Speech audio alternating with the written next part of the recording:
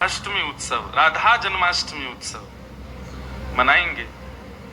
बंधुओं, शास्त्रों में बड़ी महिमा है किशोरी जी के। पद्म पुराण में तो इतनी सुंदर व्याख्या है किशोरी जी के जन्मोत्सव की। 1000 एकादशी मल्टीप्लाई इंटू 100 कर दो, जितना आएगा इतना फल मिलता है एक राधाष्टमी का व्रत करने से। अब कई लोगों के मन में भाव रहता है कि मेरे मन में भी ऐसा ही भाव रहता है कि भैया उत्सव है ठाकुर जी को जन्माष्टमी को, उत्सव है राधाष्टमी को, तो फिर काहे को हम लोग भूखे प्यासे रहें, बढ़िया माल छाने।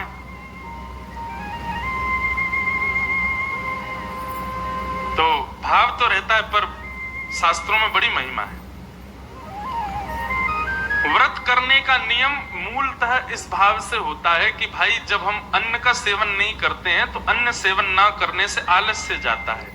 अन्न सेवन ना करने से मस्तिष्क में, मन में नकारात्मक ऊर्जाएं नष्ट हो जाती हैं। फलाहार रहते हैं तो निश्चित ही है ऊर्जावंत होते हैं, तो ऊर्जावंत होंगे तो और बढ़िया उत्सव मनाएंगे।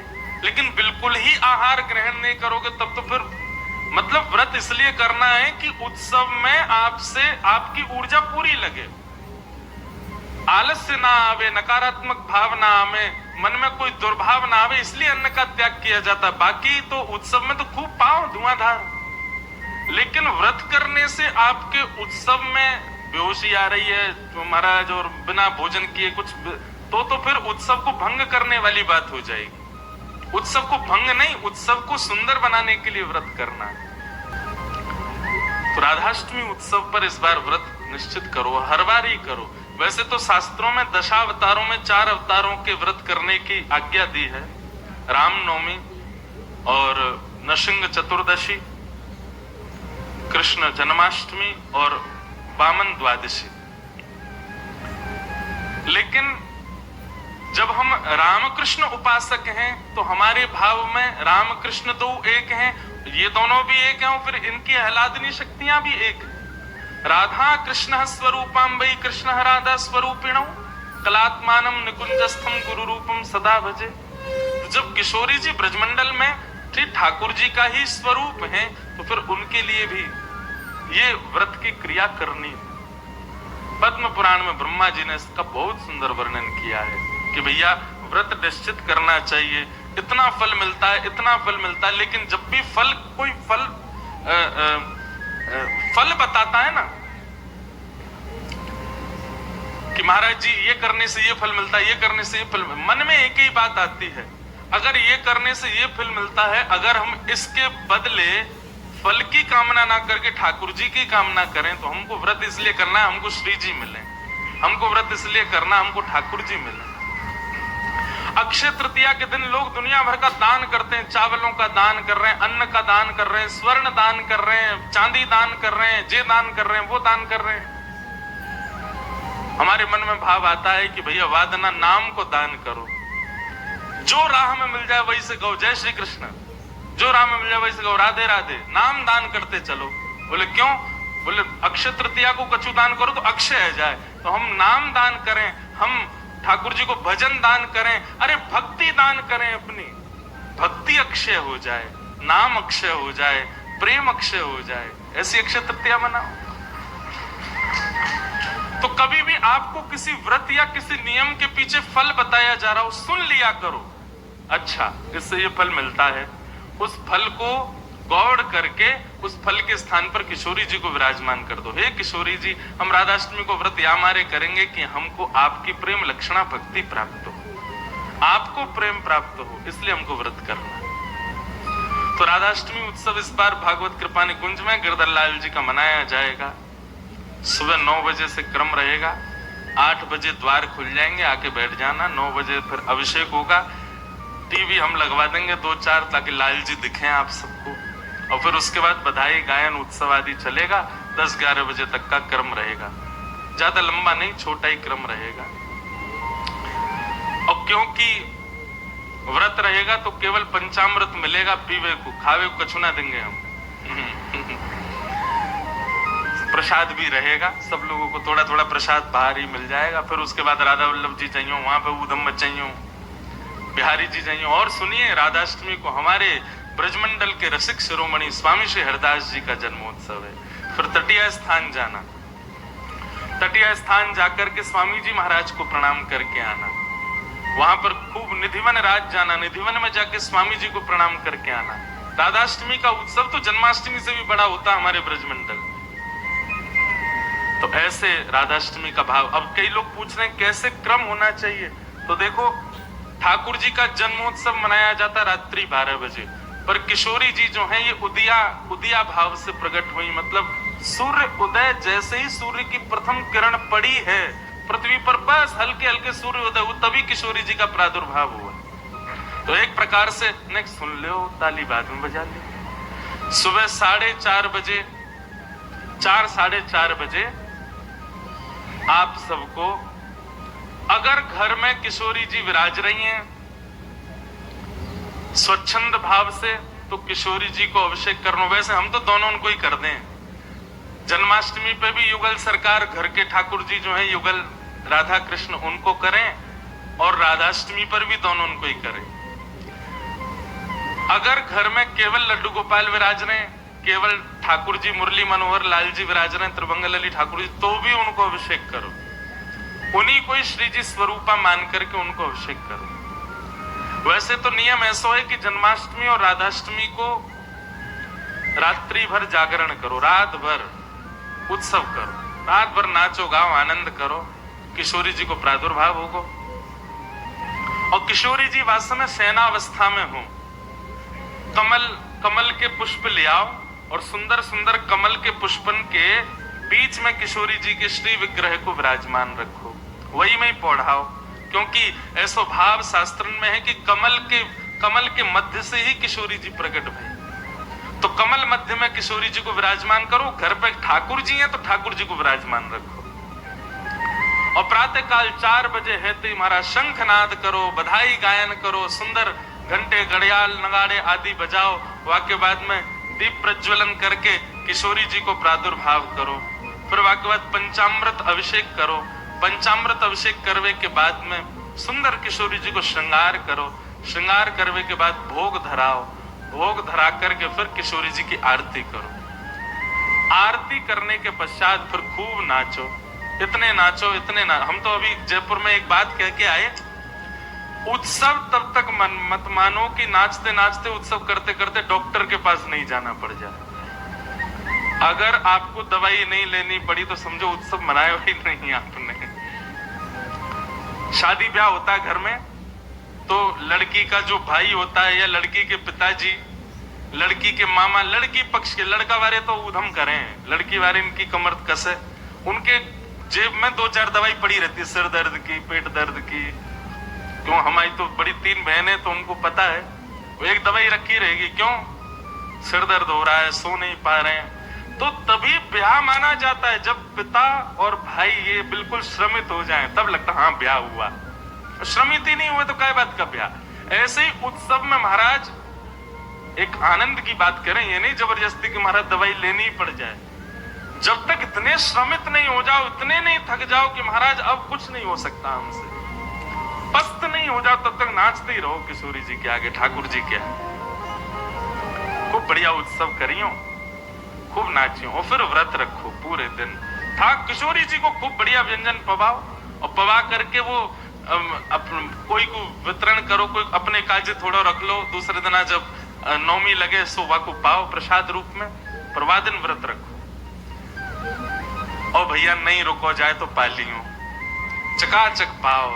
बोला हमारी श्री जी को उत्सव है, हम तो पाएंगे तो पाओ, कोई दोष भी नहीं। व्रत ना करने से पाप नहीं लगता है, पर व्रत करने से पुण्य बहुत होता है हमको, लेकिन पुण्य की नहीं, हमको किशोरी जी की कामना। तो इस प्रकार, और फिर एक नियम सुनो, या तो संभावना बने तो सहस्त्र कमल, 1000 कमल, और 1000 कमल की भावना नहीं बने तो 1000 कोई भी पुष्प, लेकिन सुगंधित होने चाहिए, बिना सुगंध वाले नहीं। मोगरा के हो जाएं, हार श्रृंगार के हो जाएं, गुलाब के हो जाएं, और यदि व्यवस्था बन जाए तो कमल 1000 हो जाएं, किशोरी जी के अभिषेक के बाद, आरती करने के बाद, सब आरती आदि पूजन किशोरी जी को भोग लगाने के बाद, फिर उसके बाद 1000 कमल से श्री चरणों की अर्चना करो। अब अर्चना में तो कई लोग ऐसा भाव रखेंगे कि राधा सहस्त्र नाम गाओ, राधा सहस्त्र नाम से 1000 कमल चढ़ाओ, पर हमारी भावना ऐसी गोपाल सहस्त्र नाम से चढ़ाओ।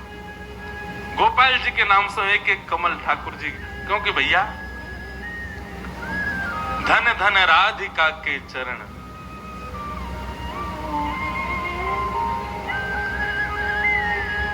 परमानंद दास जी का पद है और उसी पद में कहते हैं श्याम जिनकी शरण। अरे कथा तो यहां तक आती है कि किशोरी जी के सदा चरणन में ठाकुर जी रहे। गा दें, बहुत सुंदर पद है।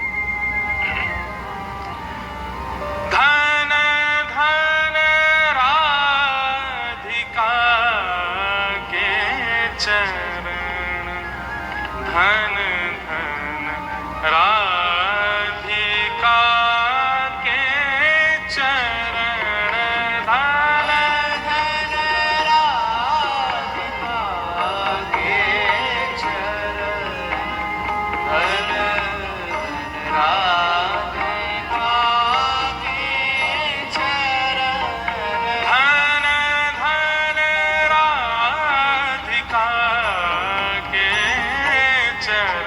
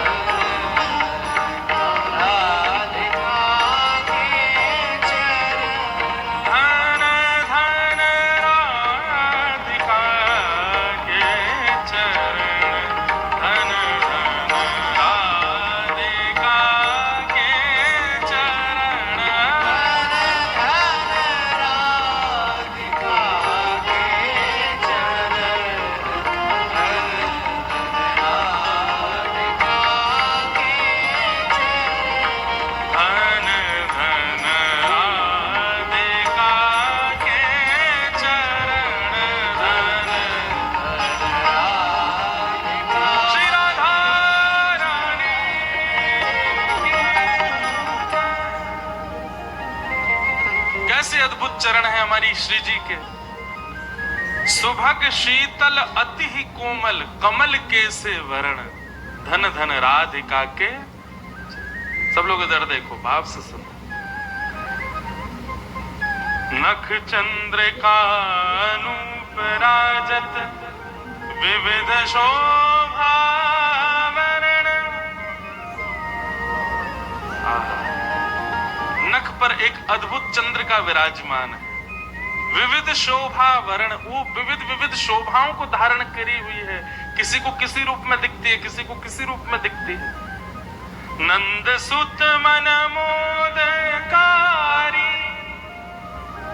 ठाकुर जी को किशोरी जी के मुखमंडल के श्रृंगार में सुख मिलता है, पर ठाकुर जी को उससे भी अति सुख मिलता है किशोरी जी के चरण देखने में। मतलब हमारे गिरधर लाल जी सदा ऐसे ही रहते हैं, नीचे ही नजर रहती है उनकी। क्यों? बोले जब गिरिराज धारण किए तो सामने किशोरी जी खड़ी है, तो किशोरी जी के मुख को नहीं, किशोरी जी के श्री चरणन को देख रहे हैं ठाकुर जी, और नित्य दृष्टि वहीं रखते हैं। वैसे तो लाला के नैन रुके ना है, चप्पलता यूं ही घूमते रहेंगे इधर उधर, लेकिन जैसे किशोरी जी आ जाए ठाकुर जी ऐसे ही खड़े रहते हैं, नीचे नजर करके, नजर सीधे चरणों में ही रहती है किशोरी जी के। मुख को देखने में भी संकोच करते हैं लाल जी, चरण ही इतने सुंदर हैं किशोरी जी के कि वहीं रहते हैं। नंद सुत मन मोदकारी, मन को सुख नहीं मोद यानी कि अत्यंत सुख मिलता है ठाकुर जी को जब किशोरी जी के चरणारविंदों को देखते हैं। दास परमानंद छिन छिन, श्याम जिनके शरण, धन धन राधिका के चरण, धन धन राधिका के चरण। तो किशोरी जी का अभिषेक करने के बाद, भोग लगाने के बाद, आरती करने के बाद सहस्त्र कमलों से गोपाल सहस्त्र नाम पाठ करके किशोरी जी को चढ़ा। और वैसे तो देखो भाव बहुत सारे हैं, पर मेरा भाव तो यह है कि ठाकुर जी के नाम से किशोरी जी के श्री चरणन में पुष्प अर्पित करो। पर यदि राधा सहस्त्र नाम से भी करोगे तो कोई दोष नहीं, बल्कि किशोरी जी तो सब सखियों से कहती रहती हैं, बोले कि हमारे बीच में रहो तो राधा राधा नाम उच्चारण करते रहा करो। तो ललिता जी ने एक बार पूछी, बोले हे श्यामा जी, आपके निकुंज में बैठ करके राधा राधा क्यों बोले? आपको इतना प्रिय अपना ही नाम? बोले मुंह को प्रिय ना है, तो बोले मेरे चित्त में श्याम सुंदर बैठे उनको प्रिय है, तो राधा राधा आप उच्चारण करेंगे तब मेरे चित्त में विराजमान ठाकुर जी सुनेंगे तो उनको सुख मिलेगा, उनके सुख के लिए मेरो नाम गाओ। तो यदि राधा सहस्त्र नाम से भी अर्चना करो तो भी ठाकुर जी प्रसन्न होंगे, और गोपाल सहस्त्र नाम से करो तो श्री जी प्रसन्न होंगे। तो दोनों भाव से आपको जो बढ़िया लगे। और कई भगत तो ऐसे भी यहाँ बैठे हैं, वो तो 2000 कमल लाएंगे, पहले राधा सहस्त्र नाम फिर गोपाल सहस्त्र नाम, दोनों उनको प्रसन्न कर देंगे। तो इस प्रकार किशोरी जी का भाव रखना और फिर पूरे दिन बढ़िया उत्सव मनाना। यहीं आ जाना 9 बजे, फिर राधा वल्लभ जी जाना, तटीय स्थान जाना, पूरे दिना ब्रजमंडल को ही रखियो वादना, तो ब्रज तज और कोई भावना चित्त में आवे ही नहीं। ऐसा भाव किशोरी जी के जन्मोत्सव पर रखिएगा। आप सब लोग खूब भाव से राधाष्टमी जन्म। और एक बात तो मैं भूल ही गया, हाँ, दान जरूर करना। ब्राह्मणों को बुला करके, घर में कुछ संत जनों को बुला करके, स्वयं मत पाना पकवान, उनको पवाना, उनको खूब दान दक्षिणा देना। काय बात बोल, बधाई है हमारी लाडली जी प्रकट भई है, वाकई बधाई बांटते रहो। नहीं तो कछु नहीं चले तो 10-10 की गड्डी ले लियो और पूरे टम्पू और रक्सान में घूमते सबन को बांटते चलो, लो भाई हमारी लाडली जी की बधाई। अरे उत्साह, ये तो मैं बता रहा हूं मंच से, ये बताने वाली बात नहीं, आपके मन में अपने आप आनी चाहिए ये सब बातें। हमारी लाडली जी प्रकट भैया हम कहा करें आज। सब मत हैं हमारे शास्त्रों में कि भैया ठाकुर जी से 1 वर्ष बड़ी हैं लाडली जी। कई भाव ऐसे बताए जाएं कि 1 साल बड़ी हैं, और कई भाव ऐसे बताए जाएं 15 दिन छोटी हैं। पर अधिकतर ब्रजवासी 15 दिन छोटी वारो भाव ही माने। लाडली जी नेक छोटी हैं, लाडली ठाकुर जी सो।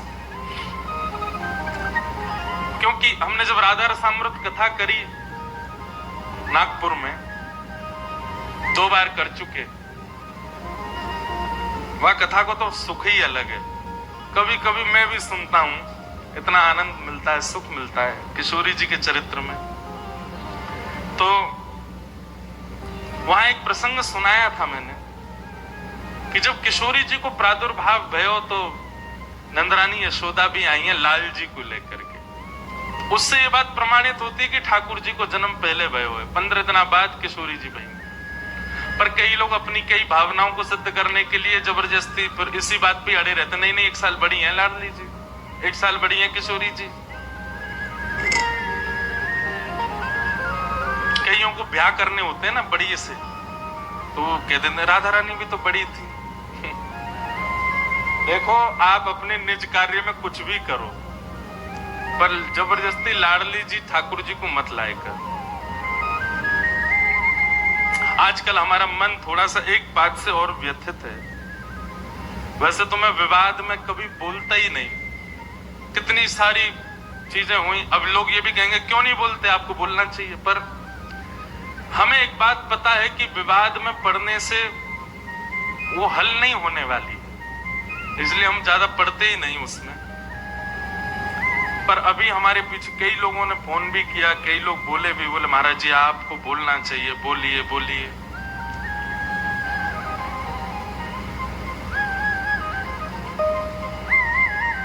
अभी कुछ जो हमारे आजकल के लोग हैं ना, कुछ वेस्टर्न कल्चर को फॉलो करने वाले, अब वो वृंदावन की तरफ रुझान तो रखते हैं, पर रुझान किस लिए रखते हैं, उसमें भी व्यापारी दिखते हैं। कोई ऐसी कंपनी है जिसने अपने वस्त्रों के बेचने के लिए हमारी ब्रज की लीलाओं का भाव रखा। एक विचार करो मन में, हरिराम व्यास जी की एक पंक्ति में लगभग हर कथा में गाता हूं, और उस पंक्ति में एक बात हरिराम व्यास जी कहते हैं, जहां श्री राधा चरण रेणु की कमला लेत बलैया। कमला यानी कि लक्ष्मी को भी किशोरी जी की स्वच्छंद बलैया लेने का अधिकार नहीं है। किशोरी जी भी जब उठ करके चली जाती हैं तो उनके अंकित चरण रज की बलैया लेती है लक्ष्मी। उन किशोरी जी को आप किस रूप में दिखा रहे हो? और ये फिल्म वाले लोग ये पहली बार नहीं, हमेशा ही करते हैं। राधा रानी के नाम पर कुछ भी बोलते हैं, ठाकुर जी के नाम पर कुछ भी कहते हैं। पाप नहीं, ये महापाप की श्रेणी में आता है। असंख्य गौ हत्या का पाप लगेगा इन सब कार्यों को करने से, असंख्य ब्रह्म हत्या का पाप लगेगा ठाकुर जी की लीलाओं को छेड़ने से। हमारे वृंदावन में कितने कितने कितने भाव से किशोरी जी की सेवा। बिहारी जी विराजन है, किशोरी जी कहां है? गादी जी के रूप में ऊपर से घूंघट करके विराज रही है। राधा वल्लभ जी में चूड़ामणि के रूप में विराजमान है, घूंघट करके विराज रही है। राधा वल्लभ श्री राधा रमण जी में नाम रूप से विराजमान है, चूड़ामणि घूंघट करके विराज रही है। जहां किशोरी जी के दर्शन का अधिकार मुझको और आप सबको नहीं है, वहां किशोरी जी को किसी को भी किसी प्रकार के वस्त्र धारण करा करके आप स्वरूप प्रकट कर दो, ये अच्छा तो नहीं। और केवल वैसे तो कभी लीला सुनी नहीं, वैसे तो कभी कथा सुनी नहीं, वैसे तो वृंदावन भी नहीं आए हैं कभी, किशोरी को जाना नहीं, सखियों को जाना नहीं। उनसे पूछ लिया जाए कि अष्ट सखियों के नाम ही बता दो, नहीं जानते। अष्ट सखाओं के नाम ही बता, केवल अपने व्यापार को बढ़ाने के लिए किशोरी जी और ठाकुर जी के भावों को ले रहे हैं।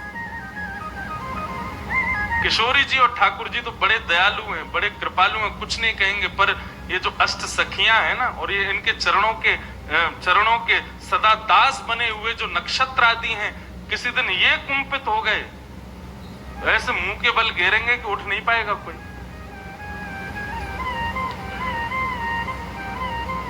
हम प्रार्थना ही कर सकते हैं कि भैया इस प्रकार की ठाकुर जी के भावों को छेड़छाड़ मत करो।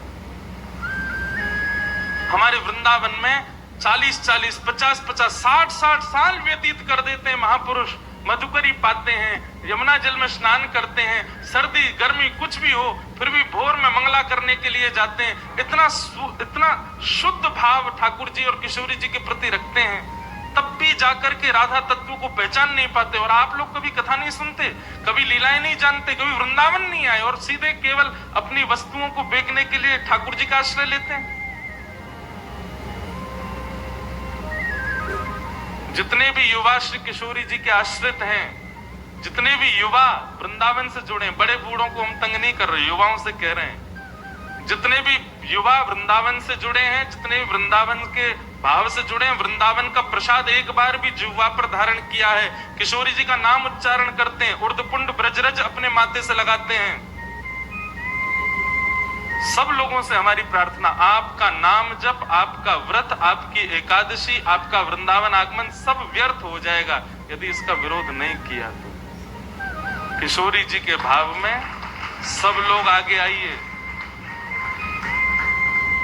कुछ दिन पहले भी विवाद हुए थे, परंतु ये ज्यादा है, ये नहीं तो हमारे फिल्म जगत के लोग तो कभी भी कुछ भी करते हैं, राधा रानी पे ऐसे ऐसे फूड़ गीत भी बना देते हैं, उनके स्वरूप को कुछ भी दिखाते हैं। हम सत्य बताएं, मंच से पहली बार कह रहे हैं, आज तक श्री रामानंद सागर जी के द्वारा बनाई गई रामायण और पुरानी जो महाभारत थी उसके बाद जितने भी राधा कृष्ण या कोई भी ठाकुर जी के नाम से सीरियल भी बने हैं ना, किसी में रुचि नहीं आई आज तक, क्योंकि वो रूप आया ही नहीं जो आना चाहिए था।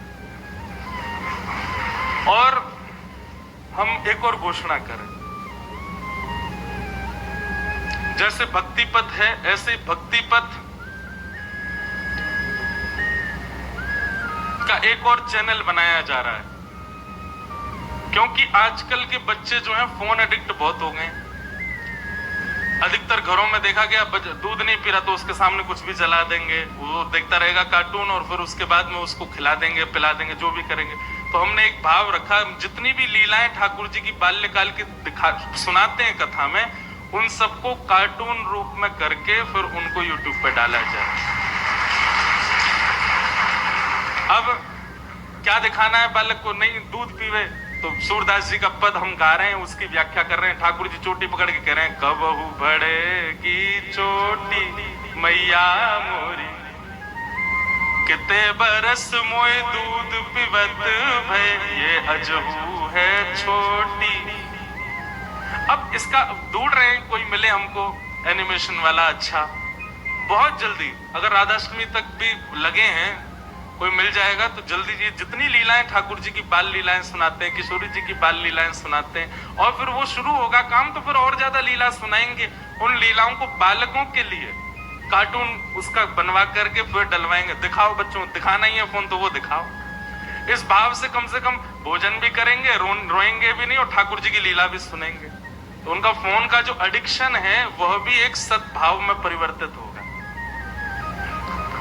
तो हम तो प्रयास कर रहे हैं अपनी तरफ से जितना हो सके। आज इतने युवा बात मानते हैं, एक बार कुछ भी कहते हैं फॉलो करते हैं, तो उससे प्रार्थना है, आप सबके पास बल है, आप सभी किसी को सपोर्ट करते हैं तो वो कुछ बनता है, और आप सभी किसी को गिराते हैं तो वो गिर जाता है। कम से कम दुनिया को कुछ भी करने दो, ठाकुर जी की लीला, ठाकुर जी के भाव, ठाकुर जी के स्वरूप को यदि कोई इस प्रकार से दिखावे तो उसके आगे हाथ भी नहीं जोड़ने, उससे प्रार्थना भी नहीं करनी, उससे जिज्ञासा भी नहीं करनी, सीधा उसको नीचे गिर दो, नहीं तो हमारा नाम जब साधन सब व्यर्थ हो जाएगा। इसलिए भैया आप सब युवा जागृत होइए, इस विषय पर थोड़ा ध्यान दीजिए। कुछ दिनों के अंदर अगर ये नहीं समाप्त होता है तो फिर इसके लिए कुछ और नियम कड़े वृंदावन से उठाए जाएंगे, किया जाएगा कुछ ना कुछ, क्योंकि ये स्वीकार तो नहीं किया जाएगा लंबे समय तक। हमारी किशोरी जी का स्वरूप, उनके रूप लावण्य, सखियों को क्या जानते हैं हम लोग? कौन है ललिता जी, कौन है विशाखा जी, कौन है ये सारी सखियां?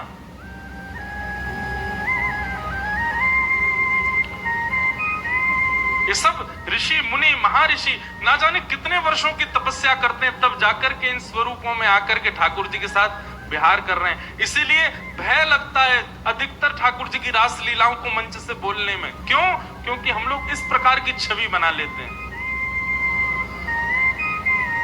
जिन किशोरी जी का रूप देख करके, अरे जिन किशोरी जी के नख चंद्रिका को देख करके मानव के चित्त से भयंकर रोग काम नष्ट हो जाता है, उन सखियों को आप उस रूप में दिखा रहे हो।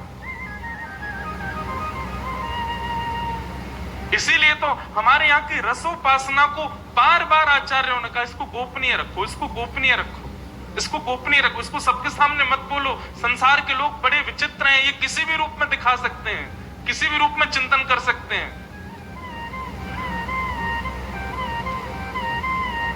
हम भी कभी कभी बोलते हैं कथा में, लेकिन भय लगता है। अब तो ऐसा मन में सच में कल से ये भावना आ रही है कि निकुंज की उपासना के विषय में अब चर्चा मैं भी कम ही करूं कथा में, और निकुंज की चर्चा करें भी तो सीमित लोगों में करें, और सीमित लोगों में भी करें तो उसका कोई टेलीकास्ट ना करवाएं, क्योंकि लोग तो कुछ भी समझ लेते हैं बातों को।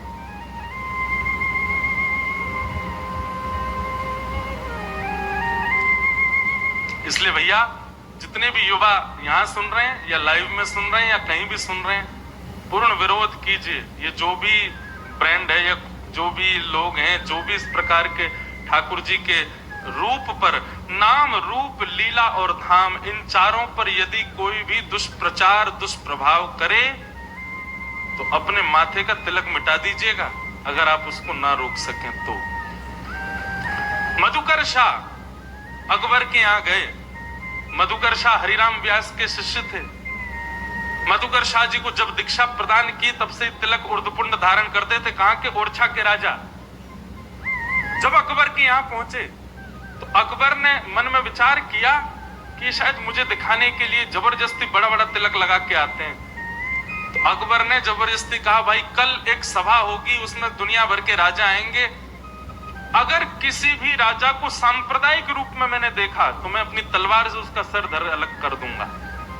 तो कितने सारे वहां गए थे, कोई टीका ही लगाते थे, कोई त्रिपुंड ही लगाते थे, कोई कुछ न कोई। राजाओं को, आप पुराने राजाओं का किसी का भी माथा सूना नहीं देखेंगे, या आजकल के मानव माथे सूने से रहते हैं। नहीं तो माथा सूना रखना भी शास्त्रों में निषेध बताया गया है। जिसका माथा सूना हो, सुन लो, उसको यदि कोई भजनानंदी व्यक्ति देख ले तो उसका भजन कम हो जाएगा।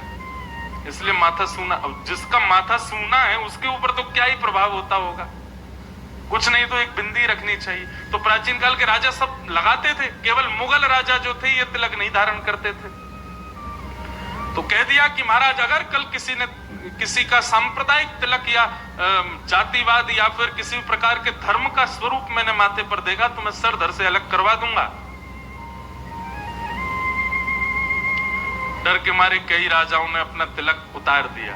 दूसरे दिन सभा में बिल्कुल महाराज साहब माथे से आए, लेकिन मधुकर शाह और दिन से भी भारी और मोटा तिलक लगा के आए।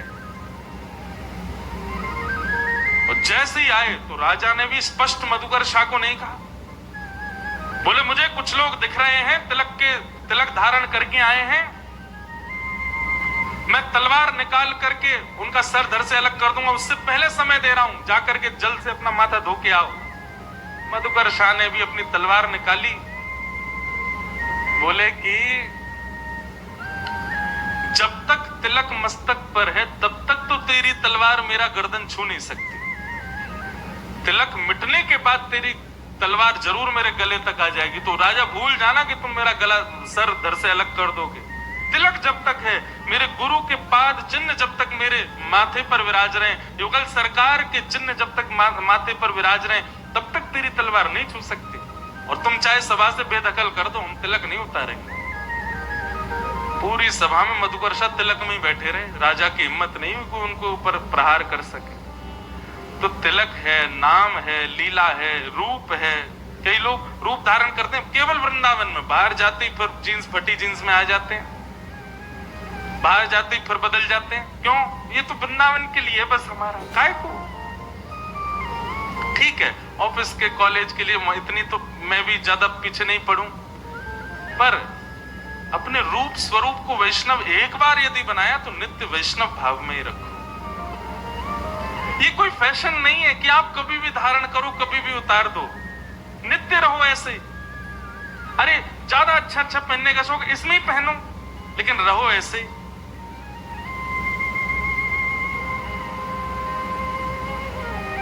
इसलिए भैया इन कुछ बातों पर ध्यान रखो और इसका पूर्ण विरोध करो। कुछ दिन में अगर ये चीज समाप्त नहीं हो तो फिर हम कुछ और बताएंगे क्या करना है। तो इस बार की राधाष्टमी खूब भाव से मनाओ, खूब आनंद से मनाओ, किशोरी जी का अभिषेक करना। तो ऐसा भाव बताया कि मैं कथा सुना रहा था कि किशोरी जी के जन्म की खबर जब सुनी तो नंद रानी यशोदा अपने लाला को लेके गई। तो 15 दिन बड़े हैं लाल जी। तो जैसे ही गई तो महाराज रत्न आभूषण कितने सारे भर करके बैलगाड़ी में लेकर के गई, किशोरी जी को जाकर के देंगे। और सुनो, किशोरी जी के दर्शन करने के लिए यशोदा मैया गई तो वादना लाला को भी छोरी जैसा श्रृंगार करके ले गई हैं। क्यों? लाली के उत्सव में जा रही हैं तो लाला लाली बन के गया है। तो ठाकुर जी के केश खोल दिए हैं, सुंदर चुनरी उड़ाई है, नेक से ठाकुर जी ने लहंगा पहनो है। छोटे छोटे बच्चे श्रृंगार करते हैं ना, इसी भाव से ठाकुर जी लहंगा परिया पहन के गए। 15 दिन के ठाकुर जी। आहा, नंद रानी यशोदा नंद बाबा को आते देख बरसाने में और झूमन लगे सब लोग, जय हो जय जयकार करने लगे नंद के लाला की जय। क्योंकि अभी तो वृंदावन में गोकुल में भी उत्सव चल रहा हो ठाकुर जी को, उत्सव के बीच में ठाकुर जी गए किशोरी जी के उत्सव में। ये भाद्रपद कितना सौभाग्यशाली है, पूरा ब्रजमंडल उत्सव मना रहा है। एक तरफ श्री जी की, एक तरफ ठाकुर जी की बधाई गायन चल रही है। ठाकुर जी को लेकर के जैसे ही गई खूब स्वागत सम्मान भयो। महाराज दुनिया देखवे के काजे आई, बड़े बड़े सुंदर रत्न, बड़े बड़े सुंदर आभूषण लेकर के यशोदा मैया आई है कीर्ति मैया को देवे के काजे। अंतःपुर में लेकर के गई, स्वर्ण के पलना में झूल रही है नन्ही सी किशोरी जी। जैसे ही जाकर के यशोदा मैया ने किशोरी जी को दर्शन किया है, किशोरी जी के रूप लावण्य को देख करके, मुखमंडल की कांति देख करके नेक्सी सी, अरे लाल जी 15 दिन के, किशोरी जी तो कछु घंटान की हैं बस अभी। जबकि बालक जब जन्म लेता है उस समय उसके रूप लावण्य इतना मधुर नहीं होता, वो सामान्य से ही रहे, नेक्सो से बालक रहे। पर किशोरी जी का रूप इतना सुंदर, इतनी सुंदर तेज कांति मुखमंडल पर दिख रही है, ऐसे सुंदर कटाक्ष नेत्र हैं, ऐसी सुंदर नासिका, ऐसे सुंदर कपोल हैं, इतनी प्यारी हमारी श्यामा जो लग रही हैं कि उनको अभी तक तो नीलमणि ही सब कछु है यशोदा मैया के। लाला को यही है मेरो सबसे प्यारो मेरो लाला, या लाला तो बढ़िया तो कोई है ही नहीं है, ये तो मेरे हृदय को तारो है, ये तो मेरे हृदय की मणि है। लेकिन आज किशोरी जी को देख करके तो लाला ढीले पड़ गए। नेक नेक यशोदा मैया के हाथ मानो ऐसे हिलने लगे कि लाल जी भी गिर ही जाएंगे का। वो तो लाल जी ने कस के पकड़ ली होंगी, मैया मैया ऐसा मत करे, मुंह कायु गिरे। यशोदा मैया ने मन में भावना रखी कि हमारी वृषभानु नंदिनी के काजे जितनी सामग्री हम लाए हैं वो तो इनके योग्य ही नहीं है। अरे वो सब तो हमारी लाडली जी के लायक है ही नहीं है। कहाँ वर्णूं या रूप को, कहाँ वर्णूं या स्वरूप को। तभी यशोदा मैया ने अपने हृदय के मणि नीलमणि लाल जी श्री ठाकुर जी उनको ही गोद में उठाए और किशोरी जी के ऊपर 7 बार बार दिए, और वही बार करके महाराज अपने ठाकुर जी ही श्री किशोरी जी के चरणन में पधरा दिए। बोले यही सबसे सुंदर उपहार है कि हमारो लाला ही नित्य किशोरी जी के चरणन में विराजे, चरणन में पधरा दी। कई हमारे नाथ द्वारा के कई निकुंज उपासना के चित्र हैं ऐसे कि श्री किशोरी जी पलना में पौड़ी और ठाकुर जी चरणन में पौड़े हुए हैं। कौन? बोले यशोदा मैया ने न्योछावर कर दी अपने लाला, और न्योछावर करके महाराज यशोदा जी तो नाचने लगी, आनंद करने लगी। तभी सब सखीन में आपस में चल, अरे राम जी कहा भयो? बोले यशोदा मैया के 80 बरस बाद लाला भयो, और लाला ला करके भेंट में दे दियो किशोरी जी को। अब कहा होएगो? लेकिन नंद बाबा यशोदा तो आनंद में हैं, खूब भर गए, भेंट कर दी है किशोरी जी को ही। तभी कीर्ति मैया के मन में आयो कि मेरे लाली भैया एक लाला लाली हैवे को कहा सुख होवे, ये मैं जानू। ये तो प्रेम बस में है करके, प्रेम भाव में आकर के इनने लाला न्योछावर कर दियो। तभी कीर्ति मैया ने यशोदा जी को हाथ पकड़ो, बोले आपने बड़ी अद्भुत भेंट प्रदान करी, नीलमणि हमारी लाडली जी को प्रदान किया, हमारी लाली को प्रदान किया, अब बधाई तो ले जाओ। तो बोले कहा तो बधाई के रूप में लाला लाली दोनों ही दे दिए यशोदा जी को। लो ये बधाई है।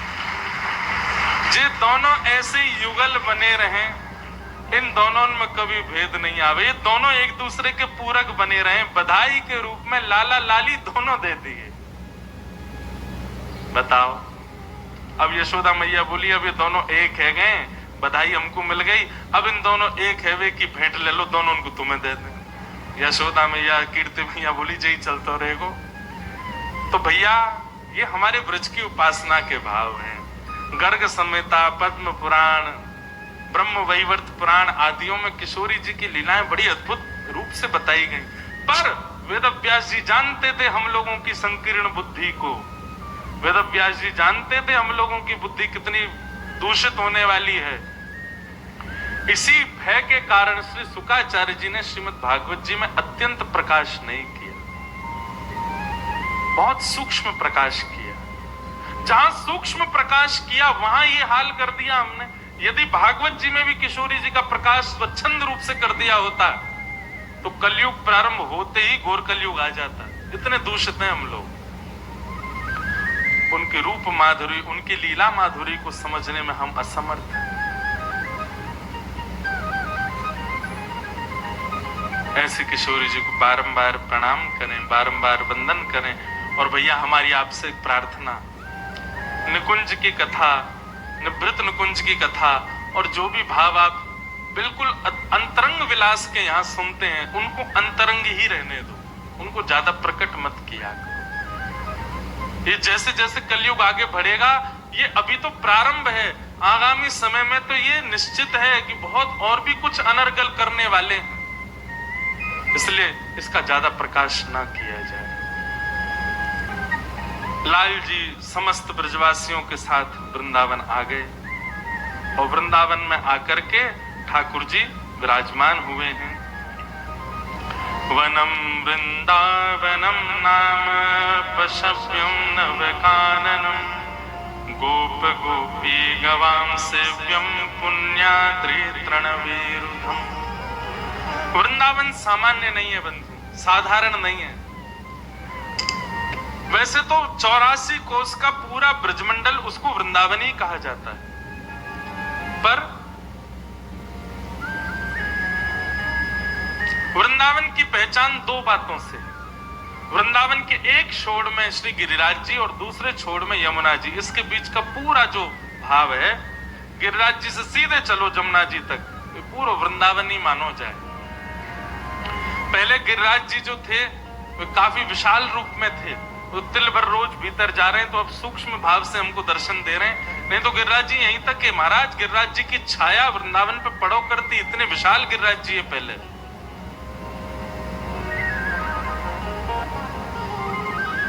वे अब सूक्ष्म रूप से हमको दर्शन दे रहे हैं। ये पूरा वृंदावन है।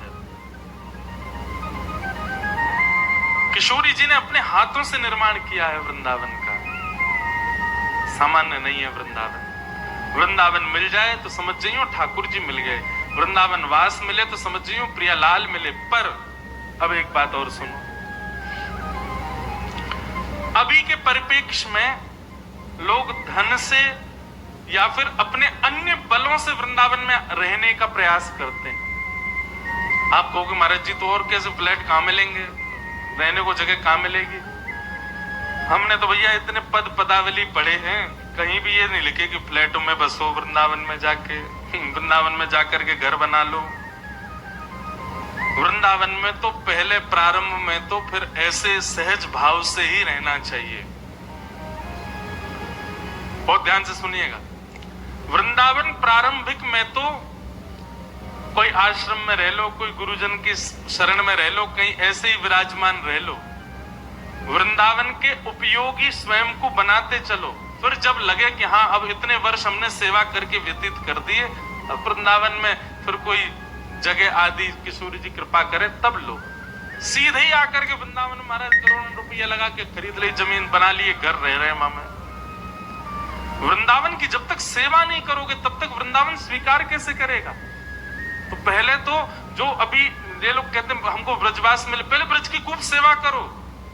जब जब ब्रज आओ, जब जब वृंदावन आओ, ब्रजवासीन की, रसिक जनन की, रजरानी की, यमुना जी की, वृंदावन बिहारी लाल, राधा रमन लाल, राधा वल्लभ, सबकी सेवा करो खूब, और सेवा करके जाओ, अपने अपने घर में ही रहो, कोई दिक्कत नहीं, अपने काम करो। कितने बालक हमारी दृष्टि में ऐसे हैं, अच्छी अच्छी एजुकेशन प्राप्त कर रहे हैं, कोई डॉक्टर की पढ़ाई कर रहा है, कोई कुछ कर रहा है, कोई कुछ कर रहा है। सबकी इच्छा क्या है कि हम श्रेष्ठ बन करके, जो भी पदवी मिलेगी वो बन करके वृंदावन में आकर ब्रजवासियों की सेवा करेंगे, वृंदावन की सेवा करेंगे। पहले ब्रज की सेवा करके ब्रज का अधिकार, ब्रज को बताओ कि हाँ हम अधिकारी हैं आपके। किशोरी जी को जब लगेगी कि हाँ आप ब्रज के अधिकारी बन गए, आपको प्रयास नहीं करना पड़ेगा, किशोरी जी स्वयं बुलाएंगे आपको। आप प्रार्थना कर दो किशोरी जी से, हमको हमारे कहने से कुछ नहीं होगा। ये कोई वो थोड़ी है प्रधानमंत्री कार्यालय कि महाराज आपने कह दो प्रधानमंत्री जी से हमारी रिपोर्ट में पहले चेक कर ले। ये गुहार वाली जगह नहीं है, यहां तो करते रहो सेवा। जब वृंदावन आने का अवसर मिले सेवा करो। पड़े रहूं कुंजन के कोने, श्याम राधिका गाऊं, किशोरी तेरे चरणन की रज पाऊं। अरे जारज को ब्रह्मादिक तरसत, आपसे बड़ी पहुंच है ब्रह्मा की, आपसे बड़ी पहुंच है इंद्र की, आपसे बड़ी पहुंच है महादेव की। महादेव को भी नहीं प्रवेश करने दिया। पहले चरण पढ़ो ललिता के, ललिता जी के चरण पढ़ो पहले, और ललिता जी से पहले ज्ञान लो, प्रेम क्या है जान लो पहले। तब वृंदावन में गोपेश्वर महादेव विराजमान भय, तब महादेव को आज्ञा मिली कि आओ। ब्रह्मा इंद्र तो अभी भी बाहर ही खड़े, इनको प्रवेश ही नहीं है। यहां से आप जब दिल्ली जाते हैं तो NH2 से थोड़ी दूर पर एक गांव आता है, उसका नाम है चौमा। क्या नाम है उसको? वैसे मूल नाम है चौमुहा। चौमुहा मतलब ब्रह्मा जी वहीं बैठे हैं। वृंदावन में एंट्री नहीं है उनकी। इंद्र तो गिरिराज जी से भगा दियो, इसीलिए वृंदावन में वर्षा भी कम ही होती है। आज तक भयभीत है, बोले तब तो गिरिराज जी उठा लिया, अब क्या होगा पता नहीं। इसलिए वृंदावन में मानसून आता है, नेकात बरस के चलो जाए। कभी कभी बहुत बारिश होती, वृंदावन में ज्यादा बारिश नहीं होती। और जो ब्रज में रहते वो अनुभव भी कर रहे होंगे। उमस खूब हो जाएगी, गर्म भी खूब पड़ेगा, सर्दी भी खूब पड़ेगा, बारिश ज्यादा नहीं होती वृंदावन में। इंद्र भयभीत है। तो आपसे बड़ी पहुंचे इंद्र की, आपसे बड़ी पहुंचे ब्रह्मा की। आप क्या रखोगे ब्रह्मा के आगे अपना स्तर? उनको प्रवेश नहीं मिल रहा, आपको कम से कम वृंदावन आने का अवसर तो मिलता है, वृंदावन में भजने का अवसर तो मिलता है। पहले वृंदावन की खूब सेवा कर लो, और सेवा करके अपनी निपुणता दिखा दो श्री जी को कि हाँ हम योग्य हैं वृंदावन के। श्री जी अपने आप द्वार खोल देंगे, अपने आप सारे बंधन तोड़ देंगे, बुला लेंगे वृंदावन, कहीं नहीं जान देंगे फिर। अरे किसी जगह जॉब चाहिए हो तो रिज्यूम दिखाया जाता है अपना, हमारी कितनी क्वालिफिकेशन, इतने पढ़े लिखे हैं, यहाँ काम किया, इतना ये किया। अगर आपने बहुत जगह काम किया, एक्सपीरियंस्ड हो, तो आपको तुरंत हायर कर लिया जाएगा। का कियो है? बोले कछु ना धन कमाया को, सेवा फेवा कछु ना करी। किशोरी बन आते वृंदावन में आवे को। अरे पहले सेवा कर, रसिक जनन की सेवा कर, ब्रजवासीन की सेवा कर, वृंदावन की सेवा कर, रजरानी की सेवा। कहां सेवा कर रहे हैं हम? शनिवार रविवार जाते, सोमवार को देखा करो वृंदावन में कितनी गंदगी कर जाते हैं लोग। जमुना जी में आचमन नहीं कर सकता कोई। क्या सेवा कर रहे हैं हम लोग? केवल राधा रमन राधा वल्लभ बिहारी जी जाने से काम नहीं चलेगा। मैं तो ये भी सोचता हूं कि कभी कभी मैं इन विषयों पर भी चलूं, पर मेरे को विवाद में पढ़ने की बिल्कुल इच्छा ही नहीं होती। यमुना जी के लिए क्या कर रहे हैं हम लोग? ब्रज के लता गुल में पत्र सब तो नष्ट होते जा रहे हैं, क्या कर रहे हैं उसके लिए? कुछ भी नहीं। अरे रज खत्म हो गई वृंदावन की, और छोड़ो। ठाकुर जी के लिए वृंदावन नहीं छोड़ा, खुद बस गए आकर के। अरे ब्रजवासी बनो, सेवा करो पहले वृंदावन की। वृक्ष लगाओ, रज की सुरक्षा, यमुना जी के शुद्धिकरण, इनके प्रति भाव रखो। नित्य की एक माला इसलिए करो कि हे विधाता यमुना जी नित्य पवित्र। कौन करता? कोई नहीं करता। एक माला सब लोग करें, हमारा बेटा ठीक है जाए, पत्नी घर छोड़ के चलेगी वापस आ जाए, पति बात ना करे ये मान जाए, घर ना बनो ये बन जाए, जॉब ना लग रही है, सब माला इसके लिए कोई इसलिए माला करे, हे राधा रमन लाल। कभी किसी के नेत्र सजल हुए कि यमुना जी बहुत दूषित हो गई हैं, आप कृपा करो ना फिर से पवित्र हो। मैं दावे से कह रहा हूं, उस भाव से कोई नहीं जाता राधा रमन जी, इस भाव से कोई नहीं जाता बिहारी जी की ये नित्य निकुंज लता गुल्म सब नष्ट हो गए हैं, बिहारी जी पुनर्प्रकट करो। एक नाम इसके लिए भी जपा करें। प्रकल्प बहुत आते हैं मेरे मन में कि मैं कुछ करूं, पर अब जल्दी शुरू करूंगा। जब जब वृंदावन में रहेंगे कुछ ना कुछ करेंगे। वृंदावन को पुनः वन बनाना हमारे लाल जी की क्रीड़ा भूमि है, ये क्रीड़ा की स्थली नहीं छोड़े हमने। तो पहले ब्रज की सेवा करो, ब्रज को ब्रज बनाओ, इस योग्यता ऐसी योग्यता दिखाओ कि श्री जी बुलावे आपको कि नहीं अब ब्रज में रहना है आपको। अरे हरिराम व्यास जी की लीला सुनना अभी जयपुर की कथा। आपका जन्म कहां हुआ? ओरछा में, और केवल एक बार आ गए वृंदावन, और यहां हितरवंश महाप्रभु से दीक्षा ग्रहण करके लौट करके नहीं गए। फिर मधुकर शाह ने कितना प्रयास किया, ब्राह्मण भेजे, संत जन भेजे, हरिराम व्यास जी नहीं गए। मधुकर शाह स्वयं आ गया और उसने आकर के हरिराम व्यास जी से नहीं, हितरवंश महाप्रभु से निवेदन किया कि आपके शिष्य हैं, आप यदि आज्ञा कर देंगे तो इनको जाना पड़ेगा ओरछा। महाप्रभु जी बोले मैं आज्ञा करूं क्यों? मधुकर शाह बड़ा चतुर, उसने कही कि यहां रहेंगे तो अकेले इनका कल्याण होगा, वहां चले जाएंगे तो हजारों का कल्याण होगा, एक से अधिक का कल्याण हो, अच्छा है ना। महाप्रभु जी को लगा बात तो ठीक है, तुम्हारा चलो ठीक है हम आज्ञा। और जैसे ही महाप्रभु जी ने कहा हम आज्ञा कर देंगे, उस समय हरिराम व्यास जी निधिवन में थे, और निधिवन में बस हमारे श्री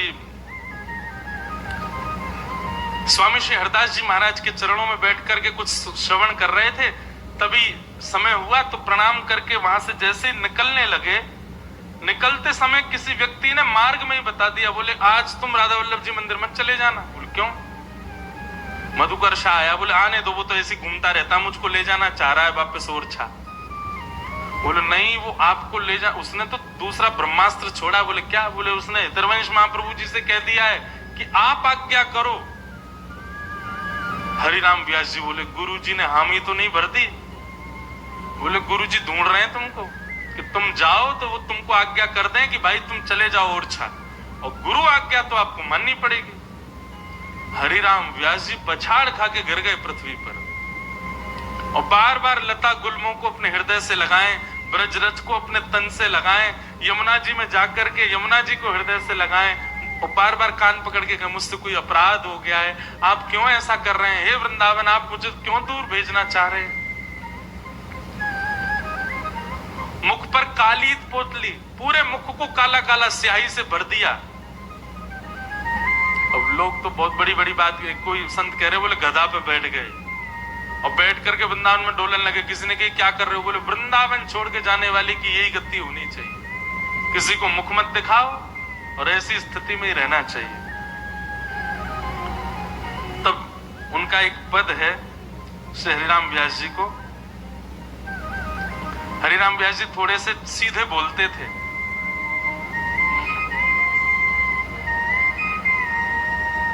सुनोगे?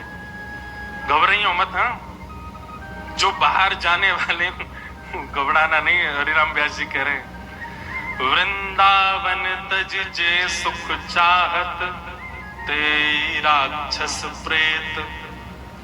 वृंदावन छोड़ करके जो अन्य सुख की कामना रखते हैं, बोले वही है राक्षस, वही है प्रेत।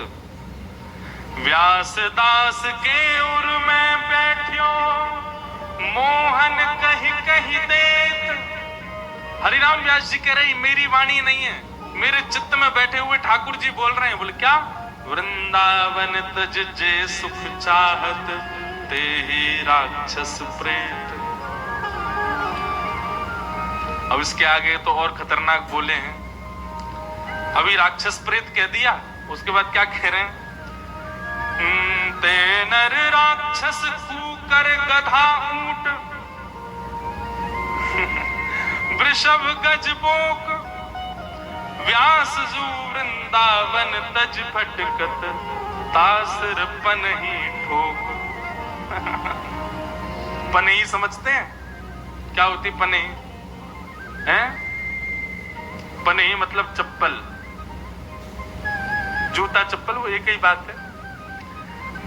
ये उन लोगों के लिए नहीं जो वृंदावन आकर के वापस जाते, उन लोगों के नहीं, वो ये उन लोगों के लिए कह रहे हैं, बोले जो वृंदावन से विलग अन्य सुखों में जिनकी रुचि है।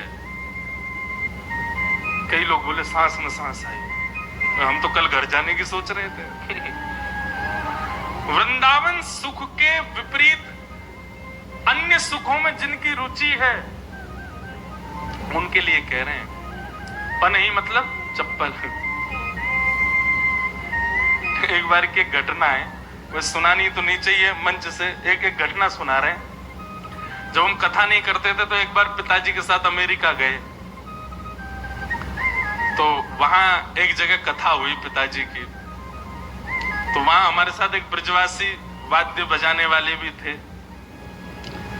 तो जिनके यहाँ हम रुके थे उन्होंने इतना परेशान कर दिया, इतना परेशान कर दिया महाराज, क्या बताएं। अब विदेशी लोग, उनने 7 दिन की रोटी एक ही दिन में बना दी और सब फ्रिज में रख दें। हमसे बोले यहीं से निकालो, गरम करो, खा जाओ। अब तो बढ़िया हो गया, वहां पर भी अब भी वैष्णव बहुत सारे हो गए, अमेरिका, कनाडा, ऑस्ट्रेलिया, सब जगह अब इतनी दिक्कत नहीं होती। बहुत पहले की बात बता रहे हैं, 2015 में हमने कथा करना शुरू किया, उससे भी करीब 5-6 साल पहले की बात। तो पहले दिन ही हम लोग पहुंचे तो रोटी महाराज माइक्रोवेव में गर्म कर करके आ रही थी, और रोटी भी कैसे, सब्जी अलग नहीं थी, रोटी के बीच में ही सब्जी थी, रोल बना करके वही परोस रहे थे। तो अब वो गर्म कर करके दे में, हम लोग कहीं और से कथा करके वहीं अमेरिका में से कहीं से आए थे। अब जैसे पहुंचे महाराज वो गर्म कर करके दे, तो पहले तो खाए तो बड़ा अजीब सा स्वाद लगा। फिर वो बोल के गए, बोले अब हम कल से तो हम लोग वयोव्रत हैं, आप खुद ही इसमें गर्म कर करके पा लेना।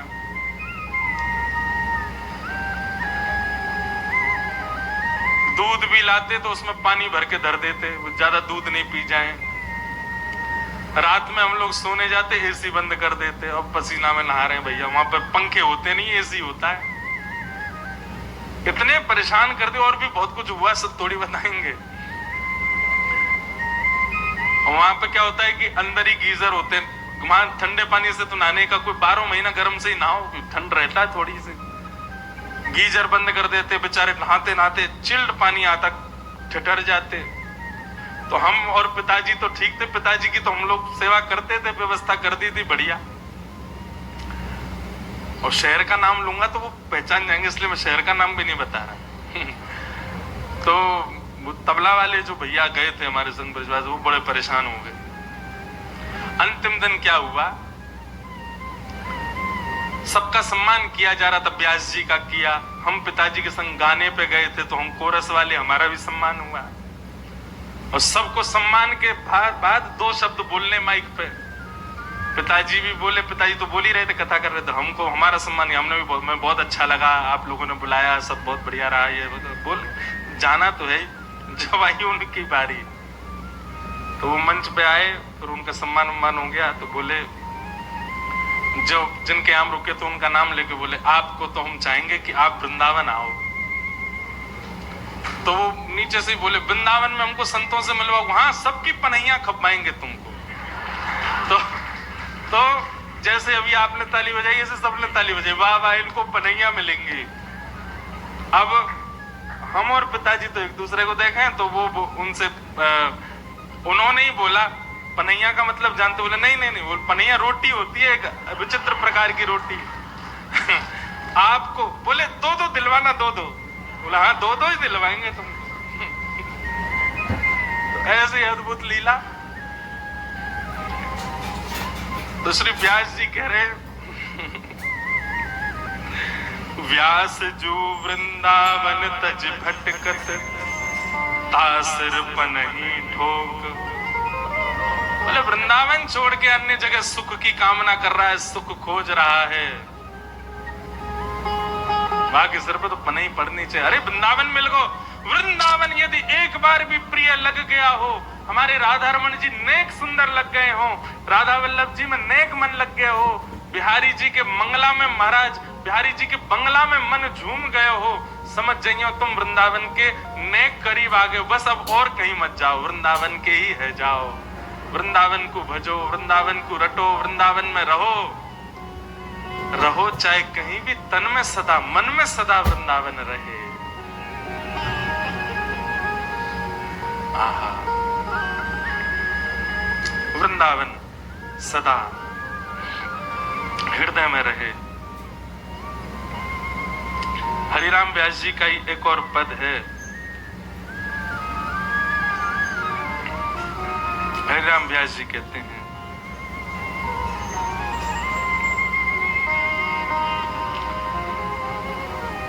वृंदावन भजने वालों को ये पद याद होना चाहिए। रसिक अनन्य हमारी जाति, रसिक अनन्य हमारी जाति। हम ब्राह्मण क्षत्रिय वैश्य शूद्र बाद में हैं, गले में कंठी माला आ गई, सिर पर उर्दपुंड आ गया, ब्रजरज माथे से लग गई। आपकी जाति क्या है? बोले हम रसिक हैं। कौन है? रसिक है। रसिक अनन्य हमारी जाति, रसिक अनन्य हमारी जाति। कुल देवी श्यामा बरसानो, कुल देवी श्यामा बरसानो, कुल देवी श्यामा बरसानो, कुल देवी श्यामा बरसानो। खैरो ब्रजवासिन सो पाती, खैरो ब्रजवासिन सो, खैरो ब्रजवासिन सो पाती, खैरो ब्रजवासिन सो पाती। अनन्य हमारी जाति, रसिक अनन्य हमारी। देखो इस पद में हमारी पूरी पहचान है, बहुत ध्यान से सब लोग इधर देखो। कुलदेवी कौन है? हमारी श्री राधा रानी। हमारी खैर कौन लेता है? ब्रजवासी। जे पूछ लें तो हमें लगे कि हाँ हमसे कोई, हमारी सब बात ठीक है। हमारी ठौर कहाँ है? बोले ब्रजवासी हमारी ठौर है। यही हमारे सब, हमारा परिवार है, यही हमारे सब गुरु भाई हैं। और गोत्र गोपाल जनेऊ माला, गोत्र गोपाल जनेऊ, ये जो कंठी जो हमने धारण कर रखी, यही हमारो जनेऊ है। और गोत्र क्या है आपका? कोई सांडिल्य है, कोई भारद्वाज है, कोई बंसल है, कोई कंसल है, कोई है। वृंदावन में एक बार बस गए और वृंदावन पूर्ण रूपेण चढ़ गए तो गोत्र क्या है? बोले गोपाल हमारा गोत्र है। महाराज ब्रजवासी को तो संकल्प भी यही बात से करना चाहिए। बोले गोत्र क्या है? बोले गोपाल गोत्र उत्पन्नो हम। गोपाल गोत्र है, क्यों? ब्रजवासी। हरिराम व्यास जी कह रहे हैं गोत्र गोपाल जनेऊ माला, गोत्र गोपाल जनेऊ माला। शिखा शिखंडी हरि मंदिर भाल, शिखा शिखंडी हरि गुण नाम वे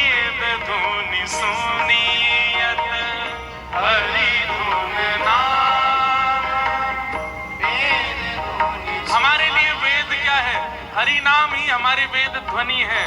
और मूंज पखावज कुश करताला, मूंज पखावज कुश करताला,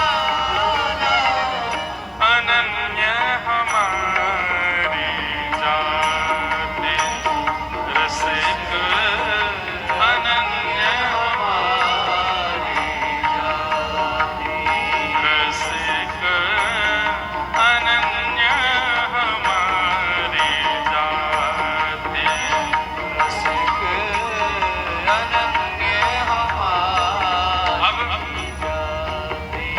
और परिचय सुनो। शाखा यमुना हरि लीला षट कर्म, शाखा यमुना हरि लीला षट कर्म। जो 6 कर्म मानव के होने चाहिए क्या है? बोले ठाकुर जी की लीला ही हमारे 6 कर्म है। शाखा यमुना हरि लीला षट कर्म, शाखा यमुना हरि लीला और प्रसाद प्राण धन रास मेरो, प्रसाद प्राण धन रास मेरो, अनन्य हमारी जाति रसिक, अनन्य हमारी जाति रसिक, अनन्य हमारी जाति रसिक, अनन्य हमारी जाति। और आपकी विधि क्या है और निषेध क्या है जीवन में? करने योग्य और अकरने योग्य क्या है? विधि निषेध है सेवा विधि, निषेध जड़ संगति, सेवा विधि निषेध संगति। सेवा हमारी विधि है और जड़ संगति यानी कि जो हरि विमुख हैं उनका त्याग ही हमारे लिए निषेध है। उनके संग नहीं बैठना, उनके संग नहीं खाना, उनके संग नहीं रहना। सेवा विधि निषेध जड़ संगति, सेवा विधि निषेध जड़ संगति। और वृत्ति सदा वृंदावन वासा, वृत्ति सदा वृंदावन वासा। सारे एक एक चीज बताई गई है यहाँ पर। गोत्र क्या, कुल देवी क्या, वृत्ति क्या, स्वभाव क्या, निषेध क्या, विधि क्या। अब आगे क्या कह रहे हैं? स्मृति भागवत कृष्ण नाम संध्या, स्मृति भागवत कृष्ण नाम संध्या, स्मृति भागवत कृष्ण नाम संध्या, स्मृति भागवत कृष्ण नाम संध्या। तर्पण गायत्री जाप हमारो, तर्पण गायत्री जाप हमारो। वंशी ऋषि जजमान कल्प तरु, वंशी ऋषि यजमान कल्प तरु। व्यास न देत आशीष शराप, व्यास न देत आशीष शराप, अनन्य हमारी जाति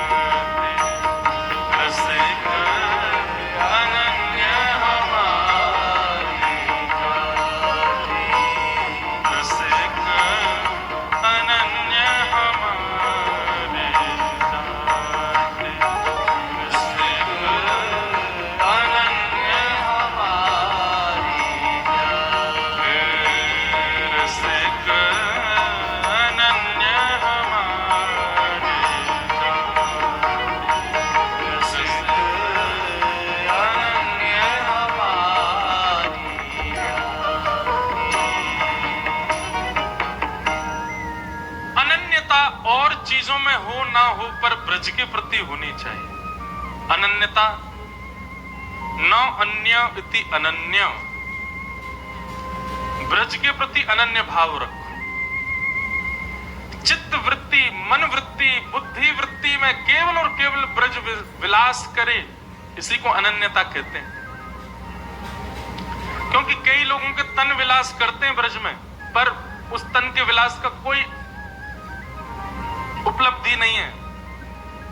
मन, चित्त और भाव विलास करे ब्रज में। तो ऐसे वृंदावन में श्री ठाकुर जी पधारे हैं, सब ब्रजवासियों के संग आए हैं। वृंदावन आकर के ठाकुर जी ने मधुर लीलाएं प्रारंभ कर दी।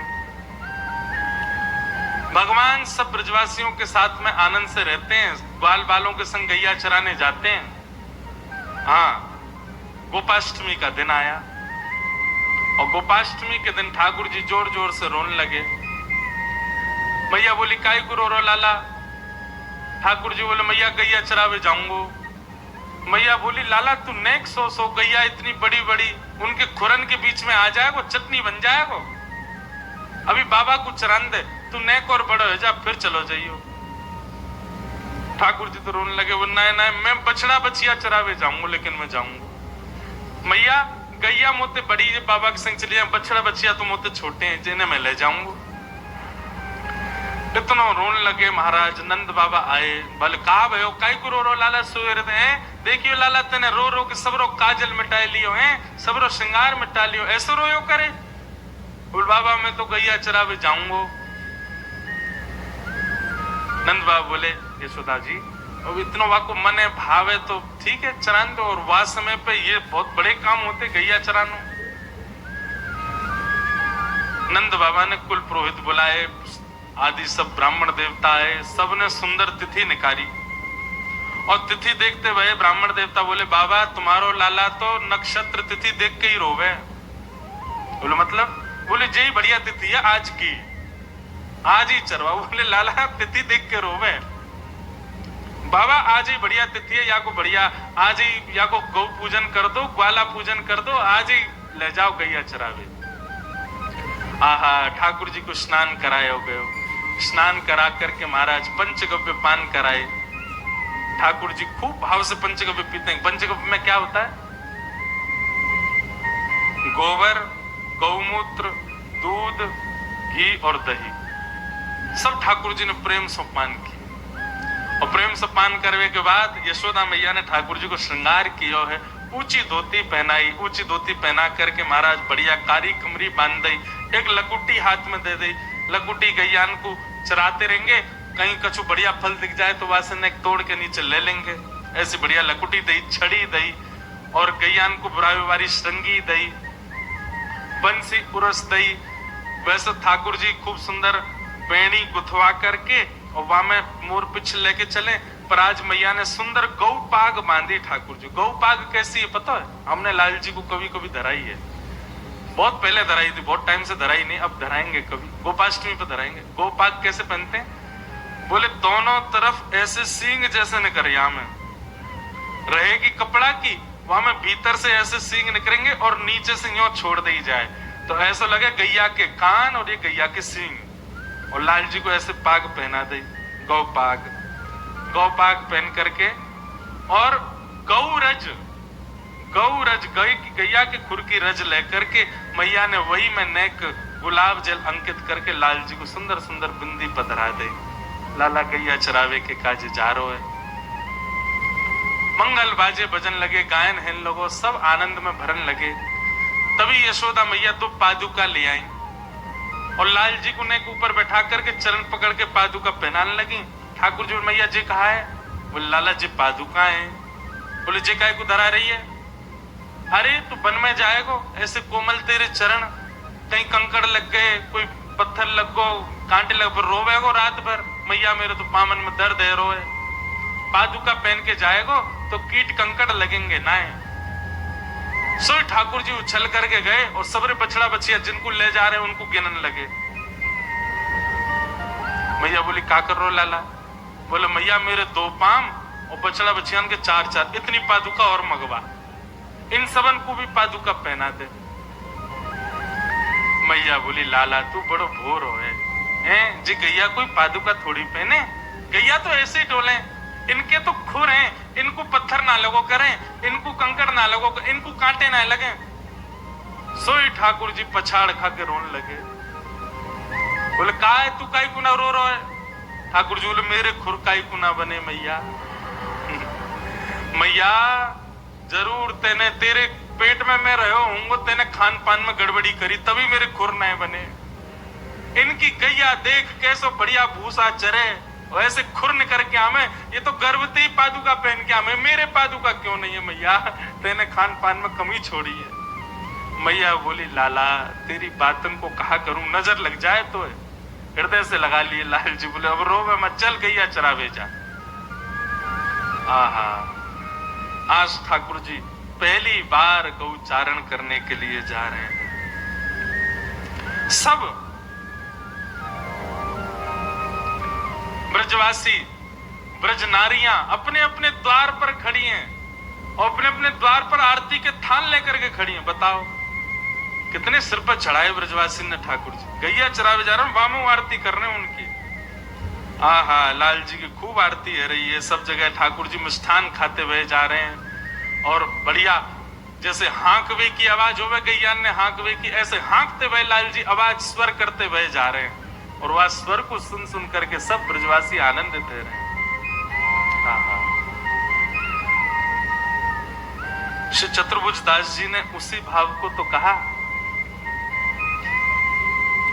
गोवर्धन वासी सांवरे, गोवर्धन वासी सांवरे, गोवर्धन वासी सांवरे,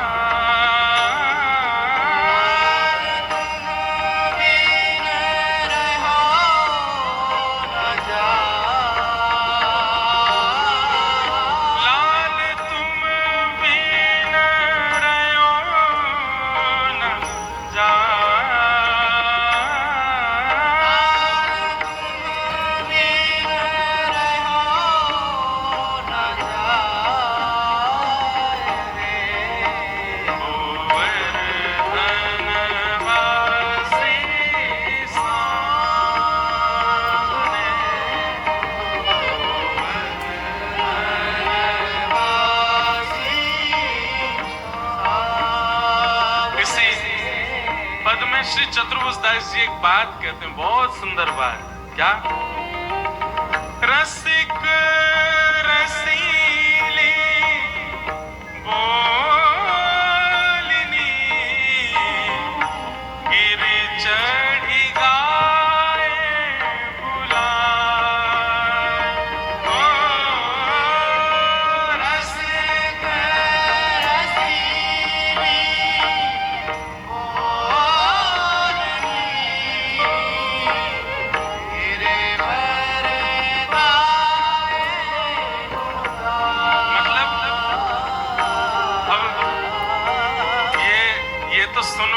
नहीं है। चिंतन करो, नेत्र बंद करके श्री ठाकुर जी ऊंची धोती पहन करके, गौ पाग सिर पे धारण करके, ब्रजरज को तिलक माथे से लगा करके सुंदर गिरिराज जी पे खड़े हैं और गैया चरा करके अब वापस नंद भवन जावे को समय आयो। सो ठाकुर जी दोनों अपने हाथन से अपने मुंह के आसपास ऐसी ऊंची टेर के लिए और फिर गैयान के नाम बुला रहे हैं, हरी धौरी चल, नंद भवन जावे को समय आ गए है। अरे भोरी कहाँ को कली गई, जल्दी आजा, नंद भवन जावे को समय आ गया। अरे श्यामा कहाँ को है, अरे जल्दी आजा। ऐसे ठाकुर जी ऊंचे ऊंचे स्वर में और मुख पर हाथ रख करके गैयान को बुला रहे हैं। वाह, परम सौभाग्य हमारे वैष्णव संप्रदाय के आचार्य एवं हमारे परम स्नेही गुरुवत भाव जिनके प्रति रहता है, ऐसे श्री पुंडरीकाक्षाचार्य जी महाराज पधारे हैं। बहुत बहुत प्रणाम। हाँ, ठाकुर जी गैयान को बुला रहे हैं, तो सब रसिक जन गैया ही हैं भैया। हम छोटी गैया, ये न बड़ी गैया है। जाने एक बार अपने माथे पर उर्दपुंड धारण कर लियो, ब्रजरज धारण कर लई, गुरु दीक्षा ग्रहण कर लई, चाहे वो कोई संप्रदाय में लई हो, ब्रजवास में ले लई, समझ लो वो गैया बन गो ठाकुर जी की। ये जितने सिर पे तिलक वारे बैठे हैं यहाँ पे सब गैया हैं ठाकुर जी की। हाँ, जैसे अपने जीव की एक पहचान हर ग्वारिया रखे ना, मेरी गैया कौन सी बाकी एक पहचान है। जाके गले में पीरो पट्टा, वही मेरी गैया है। सफेद पट्टा वारी वो दूसरे ग्वारिया की गैया है, या फिर जाके गले में पट्टा ही ना, ये लावारिश गैया है। तो भैया हम सबरे जो यहाँ बैठे हैं, सबने ब्रजरज को, चंदन को, उर्दपुंड लगाए हुए, हम सब गैया हैं। कोई ग्वारिया की गैया, कोई ग्वारिया की गैया, और जाके कोई तिलक नहीं है, जो लावारिस गैया है। जाको म्युनिसिपैलिटी वाले जल्दी पकड़ के लेके जाएंगे। और म्युनिसिपैलिटी वाले कौन है पता? यमराज जल्दी लेके जाएगा। तो ये तो बड़ी बड़ी गैया आई हैं। ठाकुर जी के कितने सुंदर रूप को वर्णन कर रहे हैं। ठाकुर जी गिरिराज जी पे चढ़ जामे, अपने दोनों हाथन को ऐसे मुख पे लगामे और गैयान को आवाज दे करके बुला रहे, अरे श्यामा जल्दी आ, नंद भवन चलवे को समय आयो। अरे धौरी कहाँ को चली गई, जल्दी आ जा। और ठाकुर जी की बात टेर को सुनकर के पूंछ उठा करके गैया दौड़ती हुई आती है ठाकुर जी के पास, और ठाकुर जी को चारों ओर से घेर करके अपनी जीभ निकार करके जगह जगह चाटने लाल जी को। लाल जी किलकिल करके हंसे, दौड़े, कभी ऊपर आ जाएं, कभी नीचे आ जाएं। यह प्रकार से सब गैयान के संग लाल जी आनंद कर रहे हैं। चतुर्भुज दास जी वर्णन कर रहे हैं, रसिक रसीली बोलिनी गिरि चढ़ी गाए बुला, ओ रसिक रसीली बोलिनी गिरिवर गाए बुला,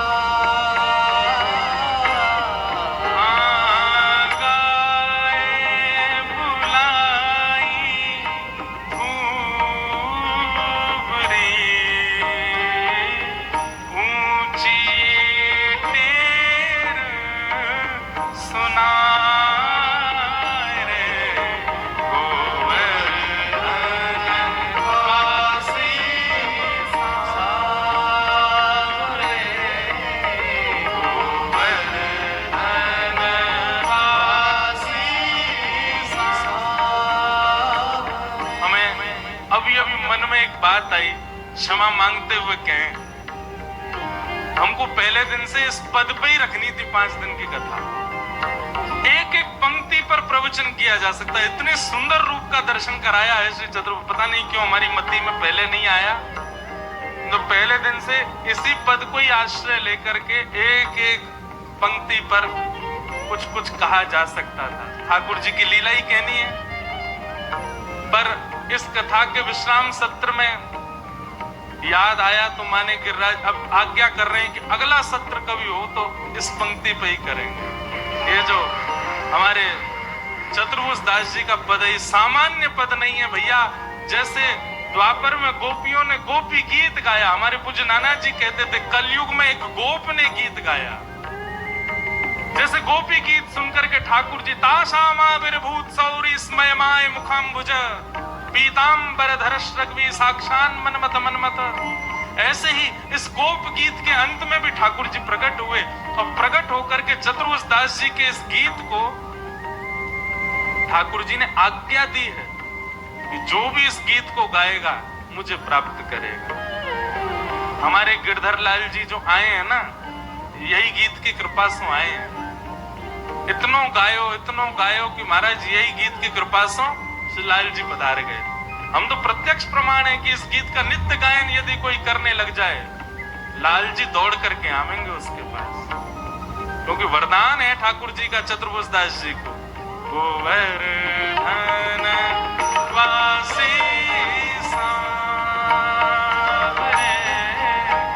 गोवर्धन वासी सांवरे,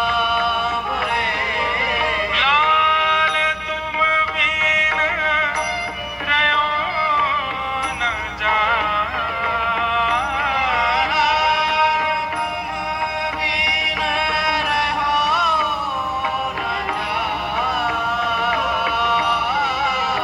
लाल तुम बिन रहो न जाए रे, गोवर्धन वासी सांवरे,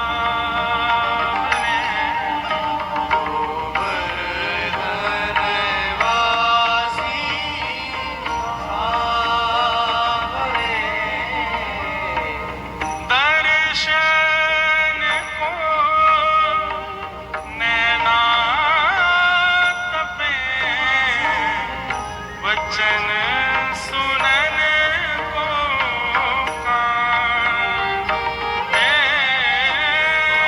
दर्शन को नैना तपे,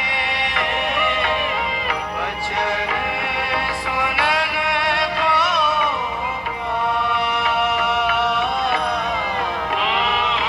मिलवे को हियरा तपे, हिय के जीवन प्राण, गोवर्धन वासी सांवरे, गोवर्धन वासी सांवरे, तंगोरजच्छुरित कुंतल बद्धवरः, वन्य प्रसून रुचिरे क्षण चारुहासम। ठाकुर जी गैया चराने के लिए जा रहे हैं और गैयाओं के खुर से उड़ने वाली धूल ठाकुर जी के प्रश्वेत के बिंदु उनको जाकर के स्पर्श कर रही है। आहा, क्या सुंदर छवि है श्री लाल जी की। ये भैया, ये पत्रावली को जो श्रृंगार है ना, ये पत्रावली को श्रृंगार हमारे पूज्य नाना जी कहते, जो सबसे पहले पत्रावली को श्रृंगार गैयान ने किया लाल जी को। गैया चरा करके जैसे ही लौट रहे लाल जी, गैयान ने मन में विचार किया, यशोदा मैया गोद में बिठावे, यशोदा मैया पीतांबरी पहनावे, यशोदा मैया श्रृंगार करे, हम गैयान को तो दूध भी दूर से ही निकाल के पिला दियो जाए। कोई कोई गैया को मन करे सो लाल जी नीचे बैठ के चौकिया में, हमको वो सुख कैसे मिले। तब आज गैयाओं के समूह के मन की भावना को सूर्य देव ने समझा, और वही सूर्य देव नेक प्रकाशमान ज्यादा भये, और उनके तेज से ही श्री लाल जी को नेक नेक प्रश्वेत के बिंदु आने लगे। जैसे प्रश्वेत के बिंदु प्रकट भये, गैया अपने खुरंसों रज उड़ान लगी, और वही रज के बीच में नंद नंदन आ गए।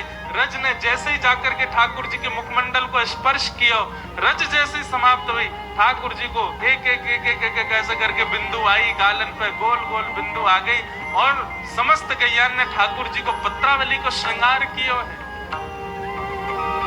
गौचारण लीला अति प्रिय है लाल जी की। चतुर्भुज दास जी कहते हैं, हे नाथ एक वरदान दे दो। बोले क्या चाहिए वरदान में, बताओ क्या मांगा होगा चतुर्भुज दास जी। चतुर्भुज दास जी कह रहे हैं जो मांगेंगे सो दोगे। ठाकुर जी बोले मांगो क्या चाहिए। अद्भुत भाव, ऐसी कृपा कर दो नाथ, दुनिया सामने आए तो ये आंखें कभी खुले ना, और जब आप सामने आओ तो ये पलक झपकना भूल जाए, ऐसा वरदान दे दो। मन अभिलाषा यह रहे, लगे ना नैन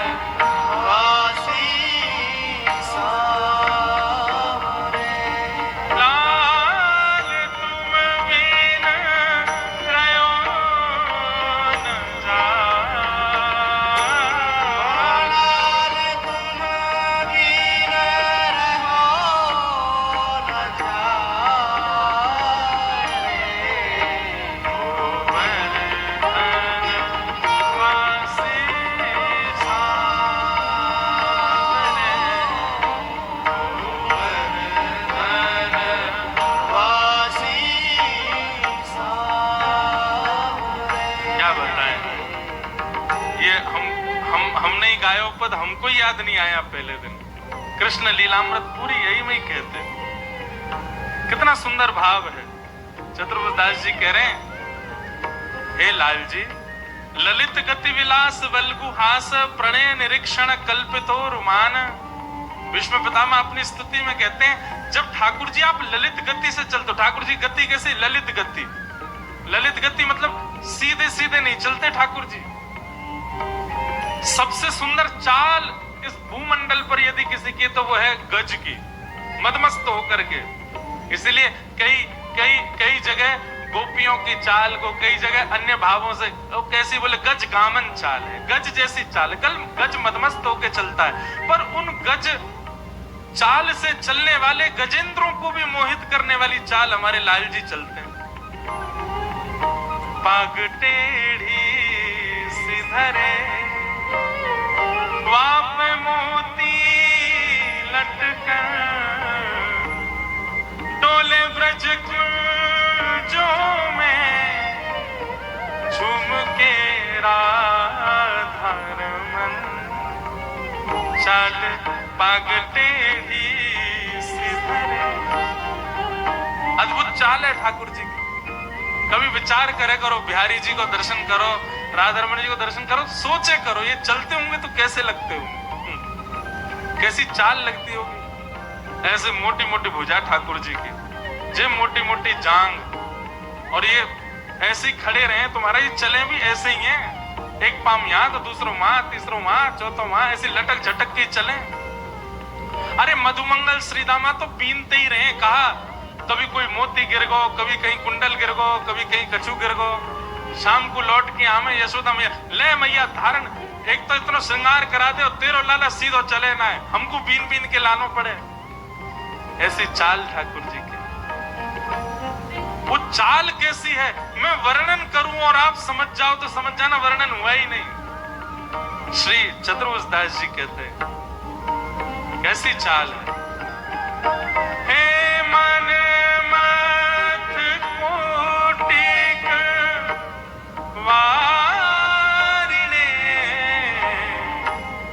देखी डगमगी चाल। ओ मन मत कोटिक वारिणे देखी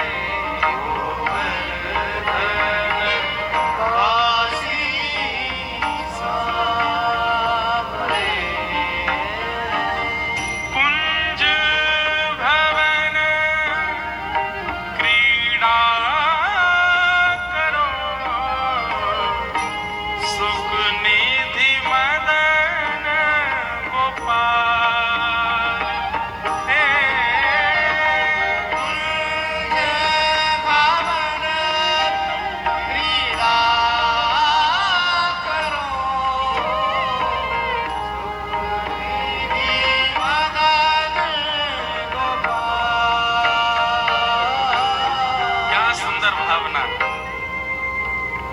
श्री चतुर्भुज दास जी कह रहे हैं कुंज भवन में आप क्रीड़ा करो नाथ। ठाकुर जी बोले कुंजन में सबको प्रवेश ना है, क्या करोगे, हम तो क्रीड़ा कर लेंगे, तुम क्या करोगे। तब चतुर्भुज दास जी कह रहे हैं हम इतनो भजन करेंगे, इतनो भजन करेंगे, इतनो भजन करेंगे कि हमको अगला जन्म वृंदावन में मिले, और वृंदावन में मानव बन के नहीं आएंगे तो हम वृंदावन के वृक्ष वल्लरी बन के आएंगे, वृंदावन के सुंदर सुंदर पुष्प बन के आएंगे, वृंदावन में छोटी छोटी घास बन करके आएंगे। और नाथ जब हम पुष्प बन करके आएंगे, सुंदर सुंदर वृक्ष वल्लरीन के रूप में आएंगे, तो आप कृष्ण रूपी भंवर घूमते घूमते हमारे ऊपर आकर के हमारे रस को चौंकोगे, हमारी ओर देखोगे, कभी कर्ण फूल बना करके, कभी गले को हार बना करके, कभी सिर पर धारण करके हम लोगन को अपने अंग को रस प्रदान करोगे। फिर भले ही हमको त्याग दोगे, भले ही हमको फेंक दोगे, एक क्षण के लिए आपके अंग पे तो चढ़ जाएंगे हम नाथ। इसलिए हे कुंज भवन क्रीड़ा करो, सुख निधि मदन गोपाल।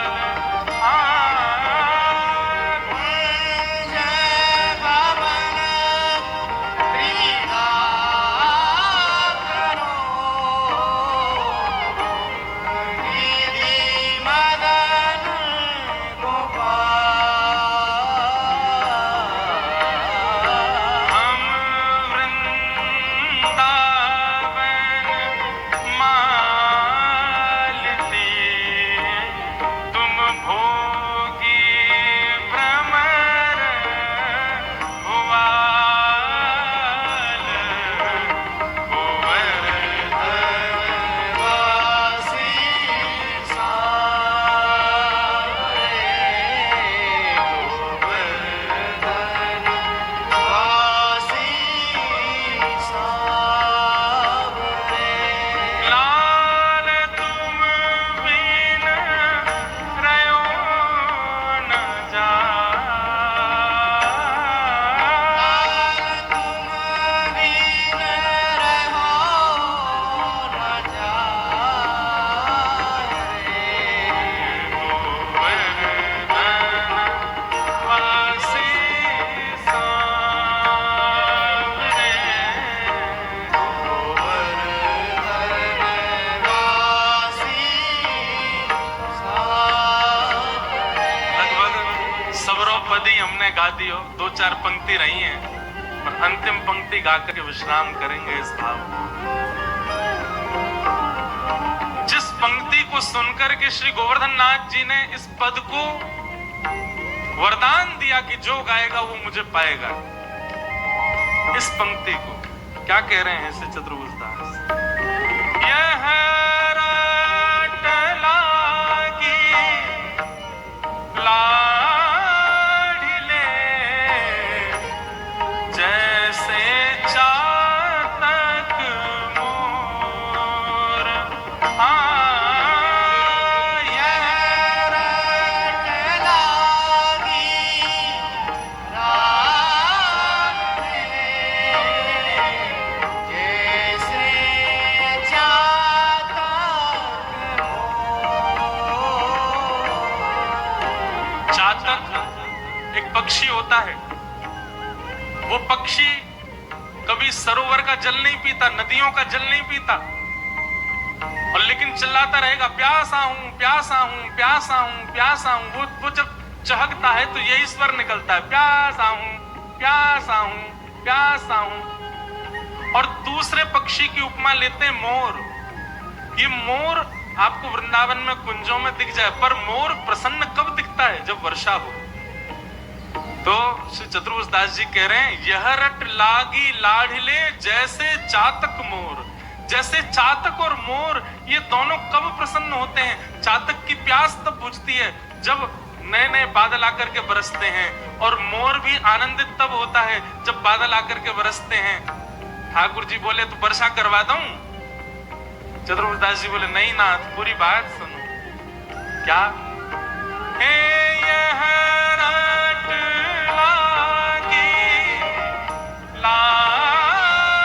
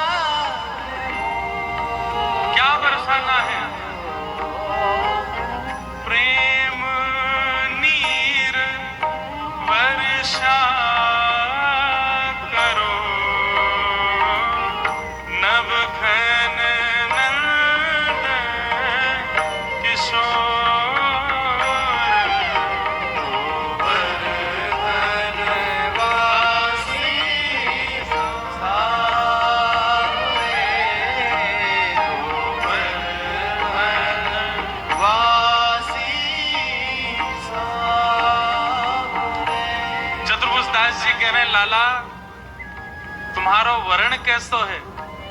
नील वर्ण के हो आप और नीले ही बादल होते हैं। हे नाथ, हम जैसे रसिकन के काजे, हम जैसे चातक मोरन के काजे, ये नीलिमा आपने जो भीतर अपने छुपा रखी है प्रेम की, या की वर्षा कर दो ना नाथ। चातक की प्यास बुझा दो, मोर को आनंदित कर दो नाथ। प्रेम नीर वर्षा करो, नव घन नंद किशोर।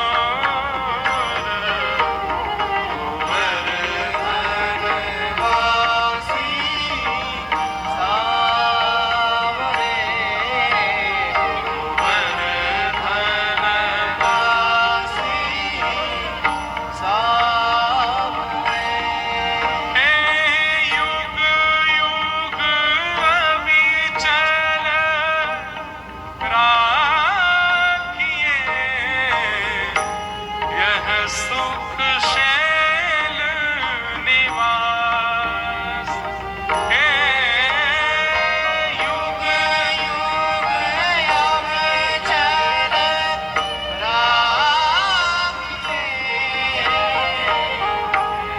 सुख शैल निवास। हे श्री गोवर्धन रूप पे, श्री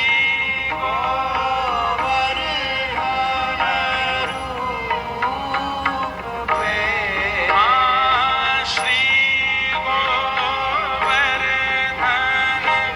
रूप पे बलि जाए चतुर्भुज आस से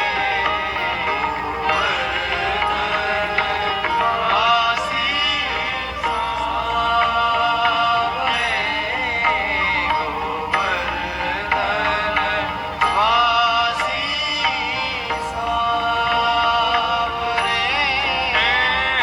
श्री गोवर्धन रूप पे बल जाए चतुर्भुज दास। श्री गोवर्धन रूप पे बल जाए चतुर्भुज दास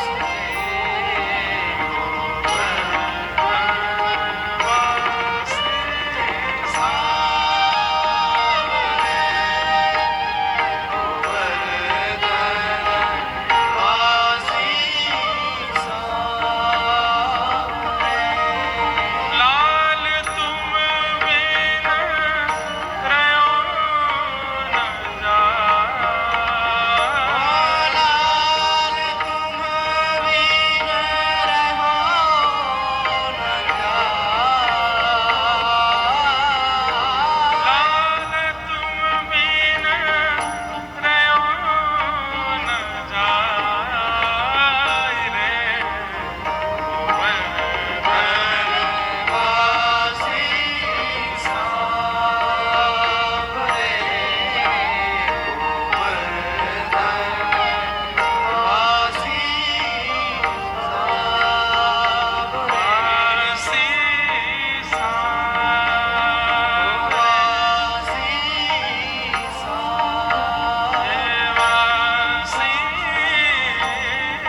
सावरे।